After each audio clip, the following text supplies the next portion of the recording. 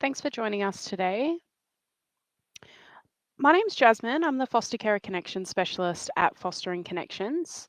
And before we begin today, I'd like to acknowledge and pay my respect to the traditional custodians of the land that I'm streaming from today and across Victoria. For me, the traditional custodians of the land are the Wurundjeri people of the Kulin Nations. And I pay my respects to elders past, present, and emerging, and all families and communities and children and young people that we work with from the Aboriginal and Torres Strait Islander communities across Victoria and Australia today. Sovereignty in this country was never ceded, and this always was, always will be Aboriginal land. So thank you for joining us. I can see we've got a couple of people watching on today, which is fabulous. Today we're going to be talking about all things foster care, and if you do have questions, feel free to pop them into the comments or the chat section, and I will respond to those as they come up. But all of the information I speak about today will be relating to the Victorian foster care system. So if you're joining us from another state, some of the information will still be relevant, but there might be some slight differences in the way things are run. So as I said, I work for Fostering Connections, and Fostering Connections is the statewide Victorian foster care recruitment service, and we call on the community to open their hearts and homes to children and young people in need. We know that it takes a village to raise children, and we hope that some of you will become part of that village, supporting our most vulnerable children and young people after today's session. And if you are interested in having more of a conversation about your personal circumstances or whether foster care is right for you, you can always call us on our inquiry line, which is the number right this side here, 1800 013 088. So my role at Fostering Connections is managing that phone line and having conversations with people about whether foster care is right for their families, whether answering questions about what foster care is like in general. And when you are ready to get started, I will put you in touch with an agency and some workers within your local catchment area. So that might be a different agency depending on where you are in Victoria, but we can help to connect you with your local service.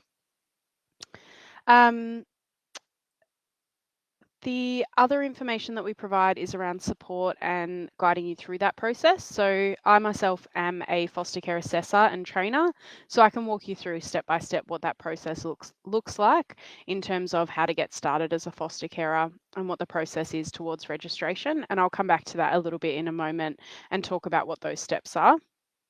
I've worked in foster care for about coming up 6 years with prospective and accredited foster carers, so I know what it's like on both sides of that fence. And hopefully some of you will have some questions that I can answer for you today. So let's start right at the very beginning. What is foster care? Foster care in Victoria is the temporary care of children and young people aged 0 to 18 who, for some reason or another, are unable to live with family members. So foster carers step in and will look after those children, provide that day-to-day care, and support those children and young people who will, in most cases, be returned to family members or community members in the area that they're from. In most cases, when a child or young person comes into care for the first time, there'll be a really strong effort in returning those children home. And the goal is in foster care for children and young people to be able to return home as quickly as possible, as soon as it's safe for them to do so. So what is the role of the foster carer in that space? Well, foster carers are registered and trained to provide really good care for children and young people who are unsafe in their home environments. And what that can mean is everything that's involved in that typical day-to-day caring of a child. So things like supporting them with schoolwork, with helping out with medical appointments, things like that. Everything that would be involved in typical parenting is what we ask of our foster carers. So what is the need is usually the biggest question I'm asked, is how many foster carers do we need in Victoria at any given time? Is there a real demand? Unfortunately, there is a need for more foster carers currently. And part of the reason for that is it's not necessarily just a one-for-one matching scenario. So wherever possible, we'd want to place a child in a home environment that was most suited to their needs. So we'd want to be matching them to the household as much as possible. So some people might have a really busy household with 3 or 4 kids of their own at home within the same sort of age range. You might be doing lots of sports on the weekend and out and about, whereas somebody else might be a single person living alone who really likes to stay at home and relax in their own environment. So those households have different things to offer different children, and wherever possible, we would be trying to placement match those children with the most suitable home to meet their needs. There are over 12,000 Victorian children and young people in the out-of-home care system in Victoria in any given year. And that includes kinship care and residential care. So a lot of children who are unable to live with their parents might live with a grandparent or an auntie or an uncle, and that would be kinship care. And resi care is where children and young people would stay in a home looked after by paid carers. Of those, about 1,500, close to 1,600 Victorian children and young people are in foster care placements. So they're living within the community in family homes with registered and trained assessors. Foster carers. And the goal for those children would ideally be to have them return home to their own families and their own communities, as I said. So, if you're interested in becoming a foster carer, which I hope you are if you're watching this live stream, um, how do you do it and who can do it? Well, in Victoria, if you're over the age of 21 years old, if you have a spare bedroom and you're a permanent resident or citizen of Australia, you have the right to live and work here, then you are probably eligible to become a foster carer. So whether you're single, partnered, in a share house, whether you have children of your own or you don't have any children, whether you work full time or you don't work at all, whether you own your home or you rent your home, all of those factors do not impact on your eligibility to be a foster carer. We need foster carers from all backgrounds and stages of life in our community, as I said earlier. We would also hope that we could keep a child connected to culture. So if you're from a different cultural background, be it a First Nations Australian or from a different culturally or linguistically diverse community, we would hope that that we could placement match for you to have children from your own community staying in your home as well. So we need carers from all cultural backgrounds and all identities to be able to provide safe and caring homes for children and young people. And what do foster carers do? Well, the role of a foster carer is, as I said, those parenting tasks normally associated with mums or dads, but things like, as I said, keeping kids engaged in school, taking them to doctor's appointments, playing with kids, all of that good stuff, and also building safe and stable routines for children and young people as well. So that ability to model respectful interactions and patience and all of those life skills that all children and young people need to learn, those would be really strong characteristics for you if you were looking at foster caring. So what does the process look like to become a foster carer in Victoria? Well, it does take about 6 months to become registered as a foster carer.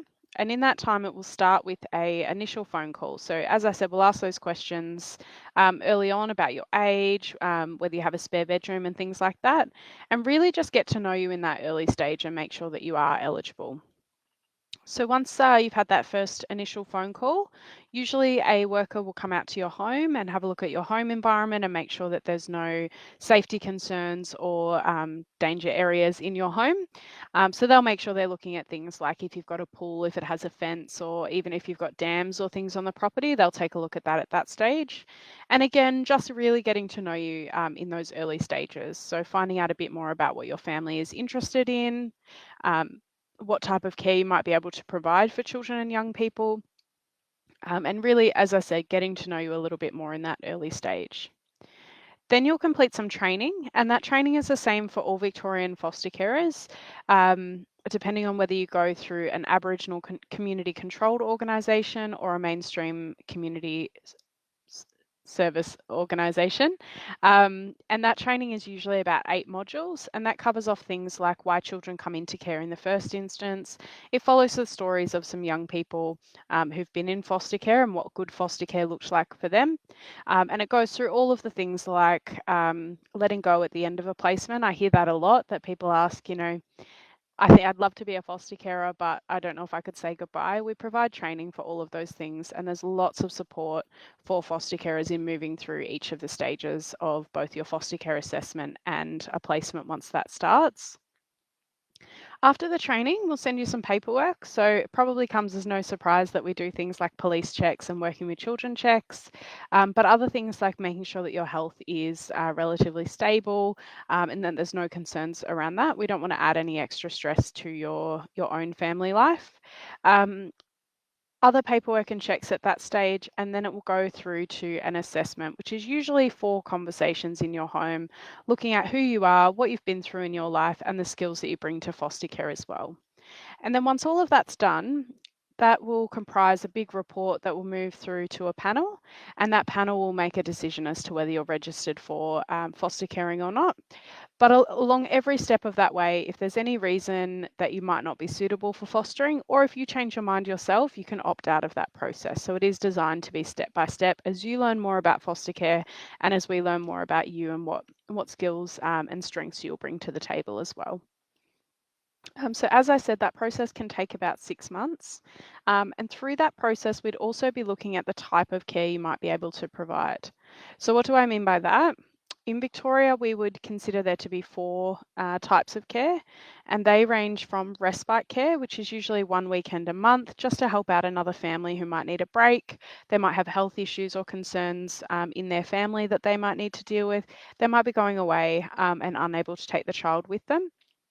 And so a respite carer might step in, usually for 1 weekend a month or maybe a week on the school holidays, just like an auntie or an uncle might do for typical families. Um, we also have emergency foster care, and usually that would last for up to about 3 weeks. And this is usually children who need somewhere to stay immediately. So they're unable to stay at home because of safety concerns. And so a short order would be put in place for people to be able to step in from the community and provide emergency foster care. Emergency foster care can transition into what we would call short and long-term care. So short-term care being up to a couple of months, and then long-term care being up to a couple of years, sometimes up until the child is 18 or 21 in some cases. There is also therapeutic foster care, where children who've experienced really significant trauma might need a little bit of extra support wrapped around them as well, but your agency will talk about what that looks like for your circumstances as well. So in terms of how much time you have to commit, or maybe if you haven't had experience caring for children of your own before, you can start with that sort of respite or shorter term care before committing to that longer term care if that's something you're interested in as well. So I'll just remind everyone watching, if you do have questions, feel free to pop them in the chat. Otherwise, I'll keep going through my spiel and information, but more than happy to answer any questions you have about your family circumstances if you'd like to pop them in the chat as well. So I spoke a little bit about the agency's support. So across Victoria, there are 26 different foster care agencies, and some of those are really hyper-local to your community, and some of them are much bigger organisations. But across the board, the support and that assessment process will be relatively the same, regardless of which agency you go through. And in terms of care support for foster carers, it is immensely wrapped around the carers. So, for example, you'll have a case manager for every child that comes into your care, and they're your go-to person to talk about anything you might need to support that child, any concerns you might have, things like that. They're there to support you and to support the child. What happens if something goes awry on the weekend or you need a bit of extra support after hours? Well, every agency will have a 24-hour on-call support service for you. And that's the same across Victoria. So they'll all have somebody that you can call at any time of day and get the support you need. There's also things like training, events for you to meet other foster carers who know what it's like to be in the same family situation that you're in, and lots of other activities that you can participate in as a carer. And at some agencies, they'll also have support for things like transportation, educational support, and things like that as well. So loads of support around you as foster carers. We don't expect anyone to be the expert in anything or be 100% prepared for every situation that occurs.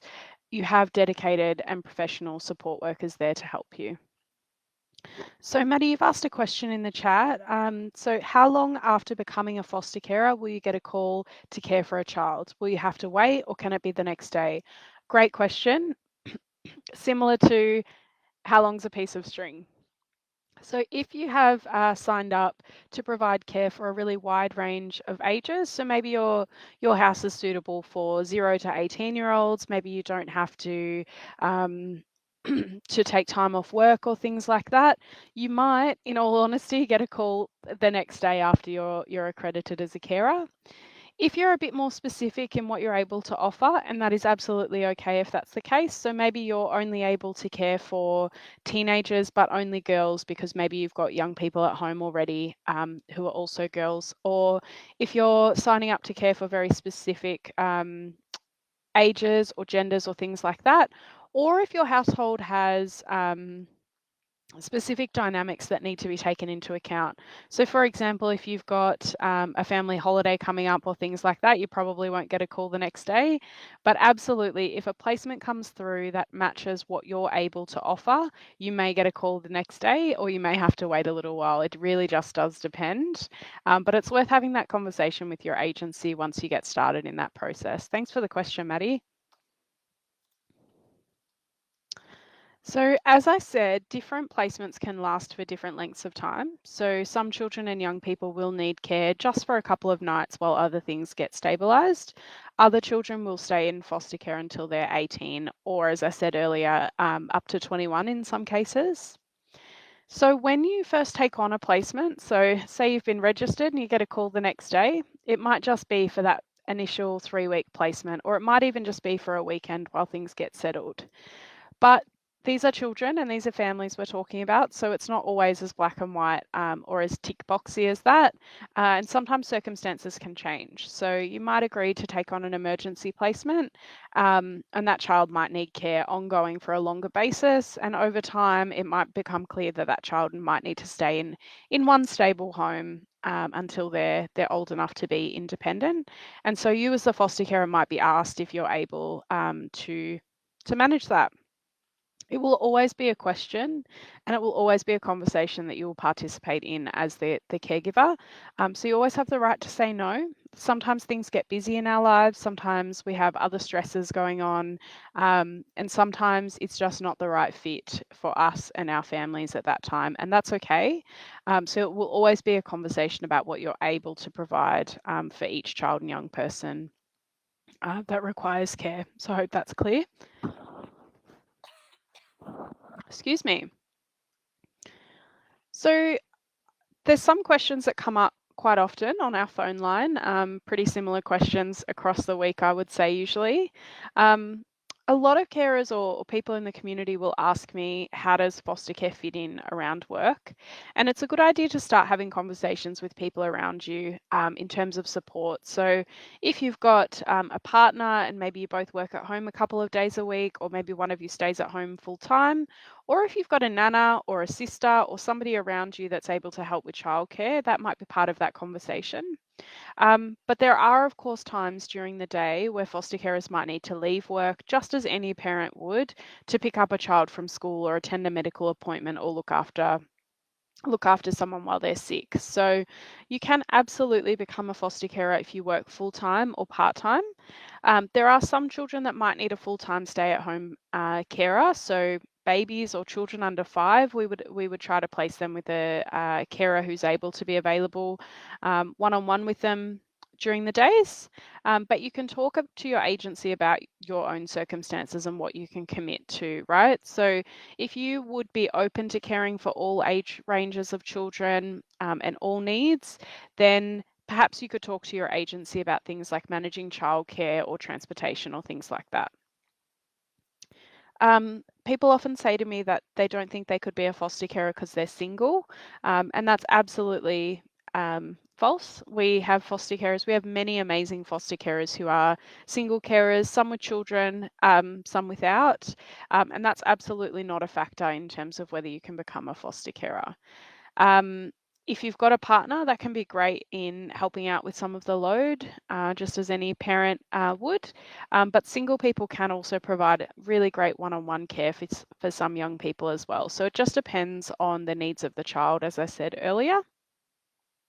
And if your circumstances change too, for example, if you are a single applicant or caregiver, and in the future you do find a partner or choose that for your life, then you can always add them to your accreditation later, so they can become registered foster carers as well, and you can continue caring for that child or other children down the track. Similarly, people often ask about renting or owning, and as I said earlier, it's not a factor in foster caring if you own your home or you rent your home. As I said, we do require that foster homes do have a spare bedroom. And the reason for that is children and young people need to have privacy and a space that feels like theirs. And I often say, we've always had that experience. We've all had that experience of staying at somebody else's house and it being filled with packing boxes or craft supplies, and there's nowhere to put your things, and it doesn't really feel like a welcoming space.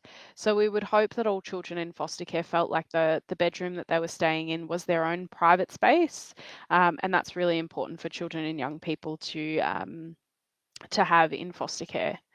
Bronwyn's just popped in some frequently asked questions in the chat there. So if you do have questions that I'm not answering and you don't want to pop them in the chat, feel free to read through that one as well. Another one that comes up quite often on our phone line is the difference between foster care and adoption. So I'm asked this at least once a week with people looking or thinking about how fostering or adoption might fit into their lifestyle. And there is a difference. So adoption would be when you become the permanent legal guardian of a child or young person, whereas as a foster carer, you'll have a child or young person in your care for a fixed period of time. And you'll be working with the workers and the parents with that common goal to reunite them with their birth family wherever possible. In foster care, the legal guardian is defined through the court orders and is often the department or the child's birth family, and that's a key difference between adoption or permanent care and foster care. So if you're still unclear about that, as I said, you're very welcome to give us a call on our phone line and I can walk you through what those differences are and what might be right for your family as well. People often talk to me about wanting to become a foster carer, but not being able to commit for years at a time. As I said, you absolutely don't have to commit to being a foster carer for years on end. If you've got one weekend a month that you could spare to hang out with a child or young person and spend some time with them, then that could be a great help to some of our amazing foster carers who do foster care full time and have been for many years. So there's absolutely a place for that in our foster care system and something that we absolutely need. You can also choose the ages, as I said. So many foster carers will choose to have children under the age of their own children, just to give their own kids a bit of a feeling of having a say in decision making and also keep that order in the house. So if you've got an oldest child, they'll stay the oldest child, and so on and so forth. It's really up to you though. That's not a hard and fast rule. But some people just have skills that are more aligned to different ages. So for example, for myself, I know I'm much more equipped to deal with teenagers and young adults than I would be for a 3-year-old. And that's okay. So some people feel a bit strange about putting an age preference down. But for every carer that's able to care for a teenager, there might be other carers that are able to care for younger children. And so we do need people to sort of fill in those gaps. I've noticed we've had quite a few people jump on to watch in the last minute or so. I'm just going to reiterate once more. If you do have any questions about foster care, please pop them in the comment section and I'll answer them as we keep going. We're just going through some frequently asked questions at the moment. I've talked a little bit about family contact and reuniting children with their birth family wherever possible. So it should be clear that children in foster care will have some form of contact with their birth families. That doesn't necessarily mean you as the foster carer need to have contact with birth families, but that contact plan will be determined by the Children's Court in their child's case plan.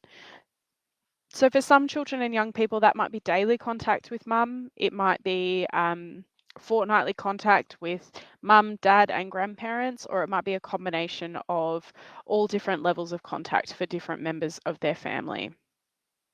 The majority of children in foster care will have some contact with birth family, unless there's a very good reason not to, and it can include things like video calls or phone calls or face-to-face contact, and it can be supervised or unsupervised. But your agency will work with you on how to support children with family contact and what your role is with each child and each family.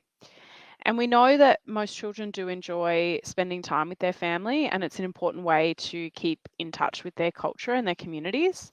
And they also get a lot of benefit out of foster carers and their birth families having a positive relationship, or at least speaking positively about each other if they're not meeting.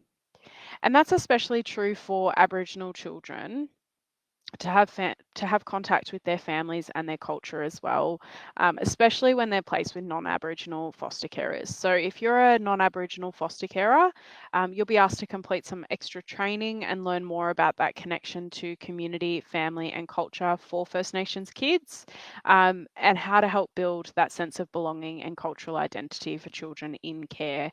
But as I said earlier, loads of support from your agency and how to manage that, and you won't be having to learn all of that on your own.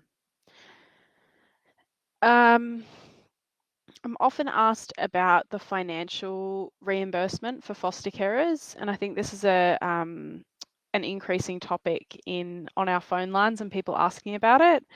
So you do receive a care allowance for taking care of children in foster care, children and young people, but it's not a payment, it's a reimbursement intended to contribute to the range of day-to-day expenses incurred when you are a foster carer.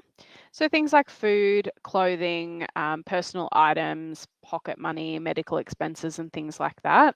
Um, but because it's not an income, it is tax-free and it's provided by the department. So those payments start at around $400 a fortnight and they're paid on a sort of a pro rata nightly basis. So it does depend on the age of the child and the complexity of their needs. And it might sound like it's hard to calculate, but your agency will provide support and guidance on understanding the care allowance. And you can also find more information about the care allowance online as well. I mentioned earlier about support for daily routines like school pickup or childcare. And a good way of thinking about foster caring is as any good parent would. So things like picking up um, from school or childcare or daily activities, things like that. But in saying that, we understand that foster carers are volunteers and that you are maybe working full time, as I said earlier, and not able to offer those extra transportation during the day or things like that. But your agency will talk to you again about what your support needs are. So older children and teenagers might be a bit more independent and able to catch public transport or walk to and from school without you. And some agencies will also have, as I said, support with transportation and babysitting and things like that as well. All carers are also eligible for the childcare rebate, and some might also be eligible for the childcare benefit. And after you've applied for any of the rebates that you're eligible for, the department will then cover additional childcare costs. Your agency, again, will guide you through all of this. So it sounds super complicated, but your role as a foster carer is about providing that safety and stability for young people and communicating with your agency as required.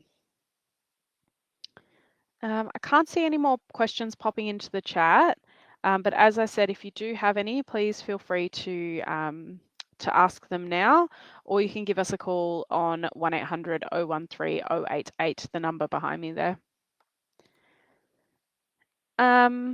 I talked a little bit before about changing that care type that you're registered for or that you've been assessed for. You can absolutely change that as your circumstances change.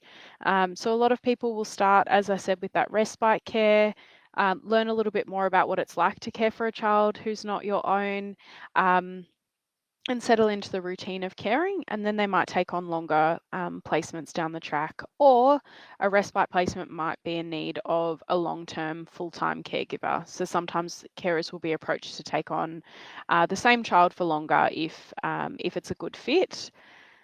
Um, Being honest and open about what you can provide is the number one thing that we look for from foster carers. So it would be fairly unreasonable for somebody who works full time and has a second job and loves to go away on the weekends and has a really active social life. It would be unreasonable to think that they might be able to provide full time care for a newborn baby, for example. That just wouldn't fit within their lifestyle, and that's okay. As I said earlier, it can feel a little bit strange in picking and choosing what you're able to care for, who you're able to care for, but it is absolutely imperative for foster carers to know where their strengths are, and absolutely considered a strength to know what your own limits are and know how to keep yourself from burning out as well. Um, what if you have kids or other people living in the home? That's something I'm asked often on our phone line as well. So if you've got children at home, they will be a part of that assessment process. So if they're a 6-year-old or a 12-year-old, we would ask them in a really age appropriate way what they think about you becoming a foster carer or having other children in the house. We'd be looking at things like how well do they share with others, um, how well do they play with other children, and what age would probably fit in best around them as well. And if your children living at home are over 18, we'd ask that they get the same checks that you've had and potentially even do the training component of that assessment. So we really want to make sure that everybody's on board with fostering and that they understand what's involved in taking that step as a family. If you live with other people who aren't related to you, so maybe they're not your children, but you've got housemates or you live with other members of your family, they would also be asked in some cases to go through that assessment process with you if they're going to be caring for the child one-on-one. But if not, if they're just living in the same house as you, sometimes they'll just need a check. Need those checks and to do that training. So hopefully that's clear. Um, it is imperative that if you do have children, no matter what their age, they will be a part of that assessment process. So whether that's, as I said, a quick conversation in an age appropriate way or doing more of that training, they'll absolutely be involved. What about babysitting or other people in your network being able to care for the child? As part of your assessment, we look at who's in your network and who helps you out. So same as if you had children of your own, you might need nana or aunties again, stepping in and helping with babysitting from time to time, or friends and family who might be able to do that for you. We look at that for foster caring as well. So we'd want to make sure that you've got people around you that if everybody in your household was sick, somebody might be able to pop out and get you some milk, or if you needed to have a debrief and get some emotional support, we'd look at who is available for that. And we look at what that support network looks like for you. People often ask if they can travel either interstate or overseas. And again, that goes back to a similar question, to a similar response I had earlier, and that is how long is a piece of string? So in some cases, you can travel with children around the state. So you might be a camping family who goes out to the Murray River every year, or you have family that live in different parts of Victoria. In most cases, you'd be able to take the child with you with approval from your agency. In terms of interstate travel, again, you would just need to have that conversation with your agency and look at what needs to be done around the court orders and the legal side of that with children in care. You would also need to get permission if you wanted to leave the country, and in some cases that can be granted, but in others it wouldn't be. And can children come along? Absolutely, in some cases. So as I said, around Victoria, usually there's no issues, and Sorry, usually there's no issues around Victoria, but we do have an obligation to keep children safe, of course. So if it was bushfire season, we'd obviously want to know if you were going into a bushfire area, and we need to know where the children will be staying each night. And so your agency might ask you questions about that. Can they visit your family and friends' homes? If you're a really social person and you spend a lot of time out in your community, family and friends, out for dinner and things like that, absolutely the child or young person can go with you. And that can be a really great way to role model healthy relationships as well. So that can be a huge benefit to children and young people in your care as well. So in some cases, you might need to prepare a little bit extra before you do that. So letting your family and friends know that these children might have come, might have some triggers or have some sensory needs that need to be catered for, and just giving them the heads up to maybe not ask about their personal stories and things like that. But usually what we find from foster carers is that their support networks are usually very, very interested in helping out and having that child be a part of that network. So it's really about just talking to the people in your network about how involved they'd like to be. Um, Some people ask me about all of the training and assessment process, particularly if they've worked with kids before, if you're a social worker or if you are a teacher. That process is the same regardless of your experiences. So every Victorian foster carer goes through the exact same process. In some cases, it might be an assessment that's fast tracked a little bit. So if you've got a lot of skills that might match a child who really needs a foster carer like you, then in some cases those conversations can happen a little bit more quickly, but they will all still happen in that same order as I spoke about earlier. Have we got any other questions that people watching would like me to answer today? If you do, feel free to pop them into the chat. Otherwise, we might get close to wrapping up shortly.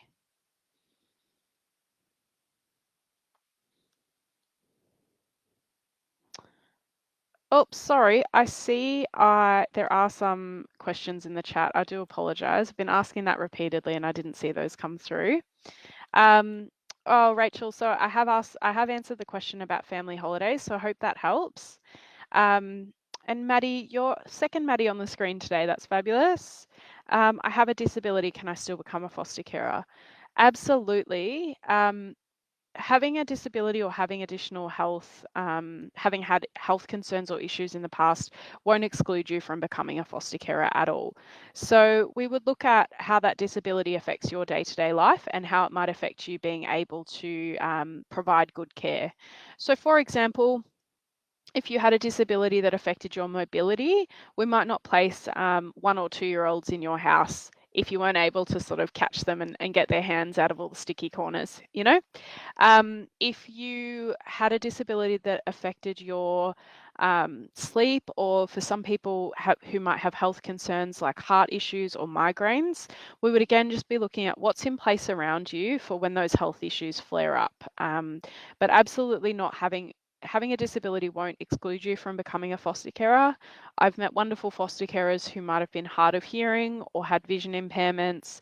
I even know one amazing foster carer who lives his life with a wheelchair, and that doesn't exclude him from being a foster carer at all. It's just around making sure that the placements in your home are safe and that you're able to still meet their needs. So I hope that answers your question, Maddie.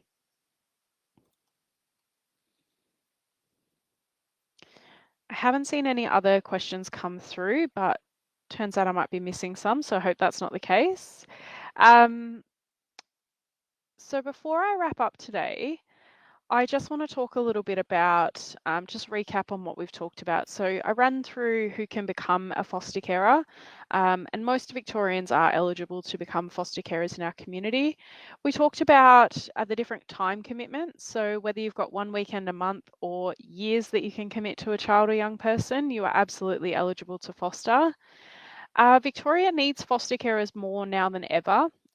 with the impacts of COVID-19 and other challenges going on in our community, there's never been a better time for you to put your hand up to play a part in the community and support children and young people, whether that is, as I said, one weekend a month, even one night, if you're able to commit that. If you've got a spare bedroom, please give us a call, have the conversation. There's no commitment at this stage, and we can talk about whether foster care is right for you. We need safe and stable adults to allow children and young people to learn to build positive connections and improve outcomes for their future. And those children and young people need a safe environment to stay in order to thrive in other areas of their life. So, education, maybe learning to drive or get a job, things like that in the future, that all starts at home. And we know it takes a village to raise children, and foster carers in our community are a very important part of that village. So, as we said at the top of this, we do record these sessions and keep them posted for later viewing. So, if you've missed any parts or you'd like to access them later, you can absolutely do that on our page.